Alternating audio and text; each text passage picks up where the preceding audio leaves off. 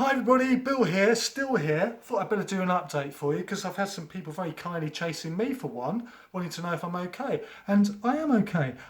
Really, it's been over 2 weeks now since I finished the chemo radiotherapy treatment and been improving a little bit every day. The good news is COP, old COP in Glasgow, the climate summit.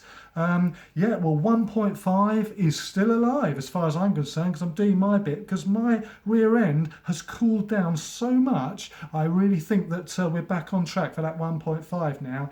Definitely a lot better than it was. In fact, one thing I was going to do now is give you a little bit of a review on what I found about the various products to help the farmer Giles, if you remember, I've been suffering with, the old hemorrhoids. So without using brand names, because I've got to be careful about copyright, I'm going to give you my rundown on the three products in the UK that we have, tell you what I think. So I'll kick off with what I consider to be the least effective, and that's the only one I was allowed to use during the treatment because it has no zinc oxide in it and doesn't interfere with the radio waves, which is what I will refer to as a certain preparation, if you get my drift. The certain preparation product, not particularly effective. I think it's mainly witch hazel and didn't seem to do a lot of good. Moving on to the second product, which is I'd say the medium one, the middle effective one, which I will call a nice hole. A nice hole, if you get my drift. That was okay. It's but still not as effective, I think, as my favourite one, which I will refer to as Jamaica Loads. Jamaica Loads is a product I would say has a certain spicy tingle to it, hence the Jamaica connotations. And yeah, you feel like you're getting something for your money there. It does feel like it's having some sort of impact and maybe reducing the area down to a more manageable area of inflammation. And I would say that's my favourite one. Anyway, what else? Oh yes, I've got something to show you here. Oh, look at this. Now, this is a product, mostly memory foam, and very expensive for what it is. I'm sure I could knock one out of this with a pair of scissors and a bit of memory foam. But anyway, that product there, which is a special cushion, which I call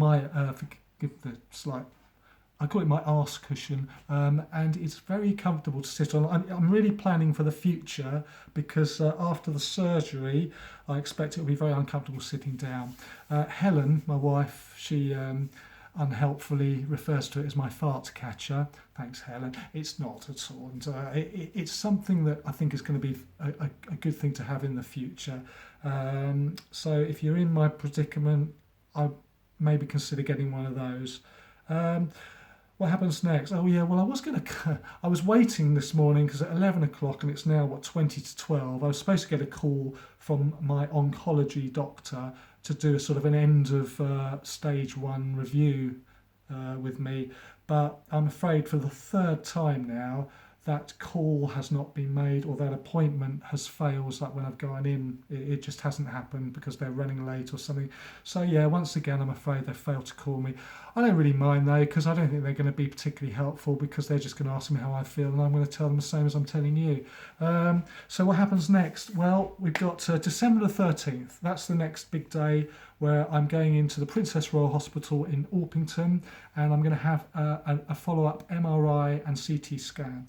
And that's where they'll see whether the tumour has reduced in size. The team then have a little meeting to see what the effects of that treatment has been, and then I'm meeting the surgeon at Princess Royal Hospital again on the 23rd of December when he will tell me what he thinks he'd like to do with the surgery and when. So it looks very much like that surgery will be after Christmas, which means Christmas is back on, and yay, I'm looking forward to that because I'm going to be right up for Christmas this year. I'm feeling healthier every day. I'm doing more exercise. I'm getting up in the morning. I've got more energy now to do a bit more. Nothing like as much exercise I was doing, but I want to sort of build myself up as much as I can to be as fit as I can for the future. And But then on the other hand, yes, I'm also working out the old liver again a little bit, because all my blood tests have come back as normal, so my organs are functioning well. So I'm just testing the old liver a little bit with a bit of wine, just to see how it copes with that. Had no nasty effects at the weekend, nothing too drastic, but just break myself in gradually. And also thinking, well, why am I taking all these caffeine-free products as well? Maybe I could go back to nice tea and coffee just for a little while, and maybe then go back onto caffeine-free if I have to in the future. So yeah, that's how good I'm feeling, and yeah, definitely Christmas is back on. I'm really looking forward to that one. Gonna make it a good one, because well, next year I think is going to be a lot more challenging after surgery. So stick with me. There's lots of fun to be had in the future, especially when we go down the colostomy bag route. I mean, goodness me, I'm not looking forward to that. And I imagine some of my vlogs might be slightly less upbeat once I've got that to cope with. But we'll see.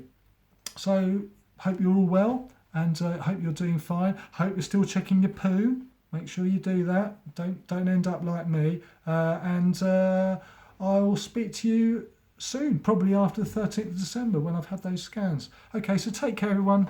Bye for now.